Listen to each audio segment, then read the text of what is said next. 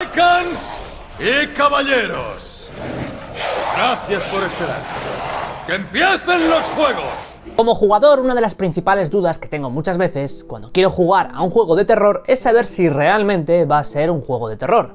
De hecho, si te pasa como a mí, probablemente te preguntes si te va a merecer la pena la compra de este juego o no, y si lo vas a pasar realmente mal y va a tener sustos o no va a ser lo que te está prometiendo el juego. Pues bien, déjame decirte que Resident Evil Village no deja de ser un juego familiar. Sí, familiar, no de terror.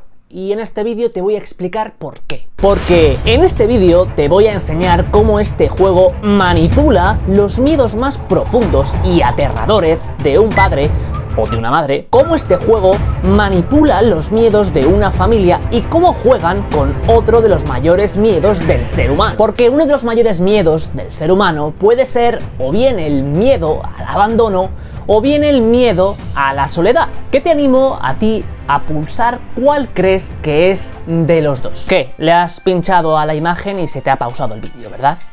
Evidentemente, ¿quién te crees que soy? ¿Netflix? Que no, que esto no es una experiencia interactiva. Pero bueno, independientemente de esto, te dejo la opción a que dejes en los comentarios cuál crees, antes de continuar este vídeo, que es uno de los mayores miedos del ser humano, entre estas dos opciones.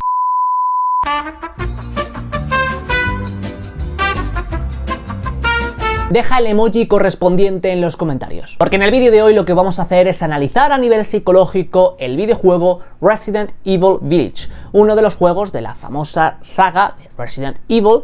Y además vamos, como te decía, a profundizar en estos miedos del ser humano y en por qué son de los mayores miedos más aterradores de la experiencia humana. Además vamos a profundizar en por qué este juego en concreto y otros de la saga usan algunas variables psicológicas que consiguen darnos sustos, que consiguen generarnos esa sensación de terror, y qué son las variables más importantes a la hora de manipular una experiencia para que consiga que el jugador logre disfrutar en mayor medida de todo lo que pasa en el juego. Y evidente, como sabéis que hacemos en este canal, lo primero es conocer la historia del protagonista de la aventura, de Ethan Winters. Ethan Winters es el protagonista de Resident Evil Village, historia que continúa la aventura de este buen hombre desde donde la dejamos en Resident Evil 7. La historia comienza en la casa de Ethan y su esposa Mia en una aparente y tranquila cena familiar. Durante este tiempo de juego, en esta escena, podemos adentrarnos en todo un ambiente familiar, donde vemos cómo Ethan ha continuado con su vida tras los traumáticos acontecimientos de la anterior entrega de esta franquicia. De hecho, si investigamos un poco la escena y continuamos interactuando con el entorno, vemos cómo la esposa de Ethan, Mia, ha continuado recibiendo tratamiento psicológico y médico tras las secuelas sufridas en la anterior entrega.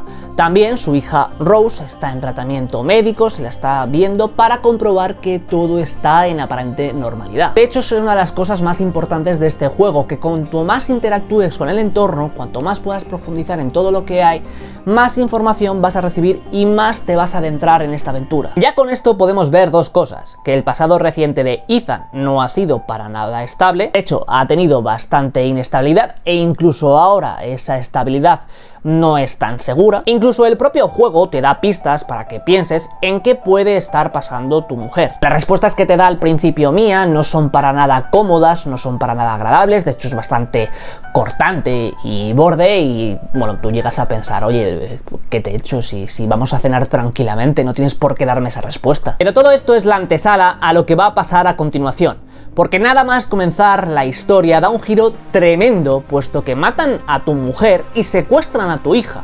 Tú, o sea, Ethan, no te enteras de lo que está pasando, y cuando vuelves a tomar el control del juego, tienes que empezar de nuevo esa historia. Porque en ese momento de tensión psicológica empieza la aventura de este juego, empieza la aventura de Resident Evil Village. Comienza con un protagonista que está en un estado psicológico alterado. Tras los primeros 10 minutos de juego, tenemos a un Ethan completamente alterado psicológicamente, con un estado de estrés y ansiedad bastante elevado al no saber qué está pasando y al haber sufrido una doble pérdida, la de su mujer y el secuestro de su hija Rose. Porque como te decía, Resident Evil Village es un juego familiar, es un juego que trata sobre temas familiares. De hecho, es un juego que va a jugar en todo momento con el miedo y el terror que siente o puede sentir un padre ante la posibilidad de perder a sus hijos. Para adentrarnos de mejor manera en la historia, Capcom ha apostado por una ambientación europea.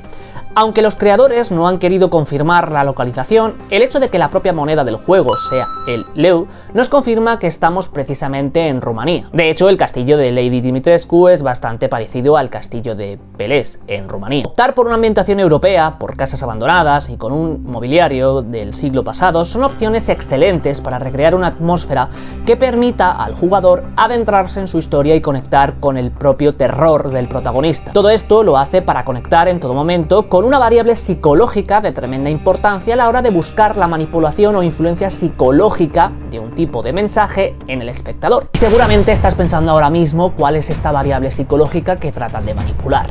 Espérate y al final del vídeo te voy a contar cuál es y qué cosas se pueden hacer para manipularla. Vamos, qué cosas puedes hacer para manipular un mensaje y conseguir que sea mucho más persuasivo. Otro recurso muy usado por Capcom es la banda sonora.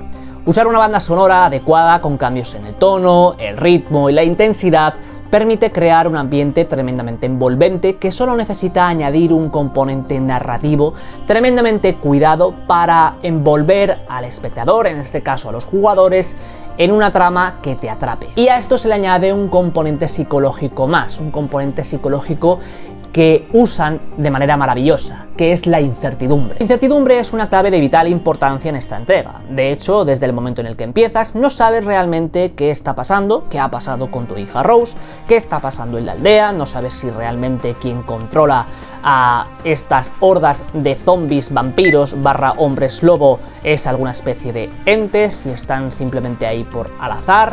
No sabes realmente nada y de hecho, en este punto, el juego apuesta porque el jugador trate de investigar en mayor medida todos los recursos de los que puede hacer frente. De hecho, como experiencia, en mi partida, cuanto más investigaba en todo lo que había en el entorno, cuanto más investigaba por los documentos que podía encontrar, más me atrapaba la historia porque más información recibía y más sensación de seguridad aparente podía obtener. De hecho, esto es lo que precisamente tratan de hacer, que cuanta más incertidumbre tenga el jugador, más apueste por la investigación antes de avanzar en la historia, más trate de investigar por las casas, por los documentos que puedas encontrar, para intentar entender qué está pasando y de esa manera envolverte más en la historia. De hecho, los que habéis pasado por los directos y habéis visto cómo hemos jugado a este juego, os lo he dicho muchas veces, es que cuanto más jugaba, cuanto más descubría por los documentos que leía, más me gustaba el juego, pero porque más familiar lo veía o más sensación de realismo podía encontrar, aunque sea un juego evidentemente ficticio. Pero vamos, esto es una experiencia mía como jugador. Ahora bien, seguramente tú te estás preguntando ahora que por qué he dicho antes, al principio de este vídeo, que este juego es un juego familiar y no de terror,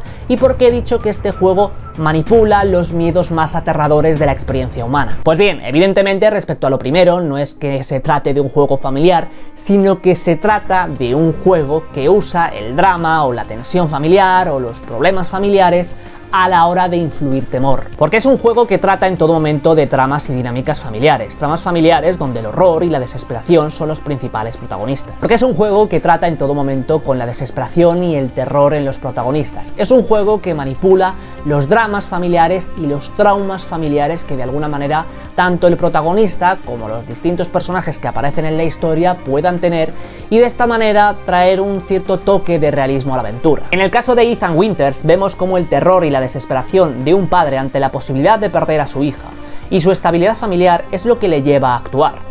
Cuando sufres una pérdida de un vínculo afectivo, en este caso tu hija y tu mujer, el sistema biológico activa el miedo y con ello un estado de alerta constante y posiblemente activemos la rabia, cual te llevará a atacar o a defenderte, como es el caso de Ethan. Ethan al principio y sobre todo en todo momento se está defendiendo, pero llega a un punto de la historia donde cambia y empieza a atacar, empieza a contraatacar. En el caso de Donna Beneviento hablamos de una niña que debido a la cicatriz de sus rostros se escondía de los demás y que tras la muerte de sus padres se aisló por completo del mundo y solo se comunicaba con los demás a través de la muñeca.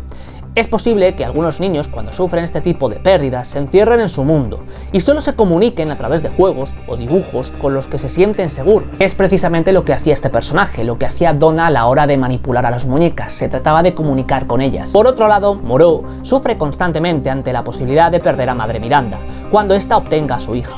El tipo de vínculo que tiene con Madre Miranda nos hace ver también que este personaje presenta distintas secuelas en su forma de relacionarse con los demás. Y de hecho la propia villana de esta historia es un ejemplo perfecto de cómo la pérdida de un ser querido, en este caso de una hija, puede sumir a un ser humano, a una madre o a un padre en un pozo completo de desesperación, de temor, de duelo, que de alguna manera afecte su comportamiento. Ojo, a partir de ahora, si no has visto este juego, lo que te voy a contar para explicarte más en detalle todo esto es un spoiler del juego. Así que si continúas viendo este vídeo a partir de ahora es bajo tu completa responsabilidad.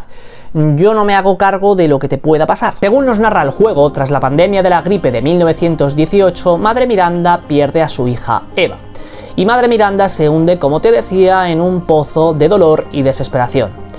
De hecho, el juego apunta a que Madre Miranda, cuando experimentó todo esto, se sumió en la depresión. Cuando sufrimos una pérdida de estas características, es muy habitual que las personas, ante la pérdida de un ser querido, evidentemente no solo nos sintamos tristes, sino que sintamos mucha rabia ante lo que ha pasado. Y de hecho es bastante normal que cuando esto es reciente, sintamos la necesidad y el deseo de que esa persona vuelva a la vida, porque es nuestro deseo de mantener esa relación ahí, esa pérdida que acabamos de sufrir.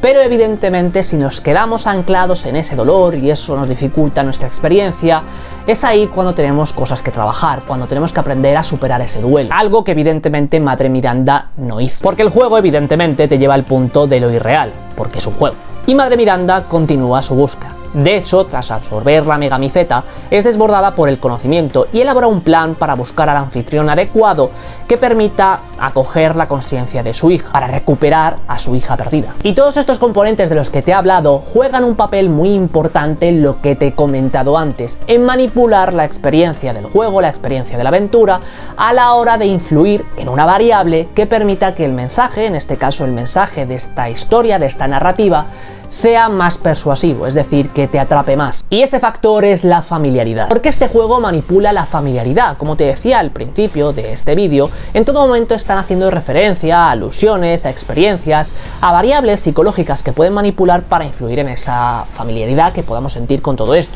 Para empezar, la ambientación europea a todos más o menos nos puede resultar familiar.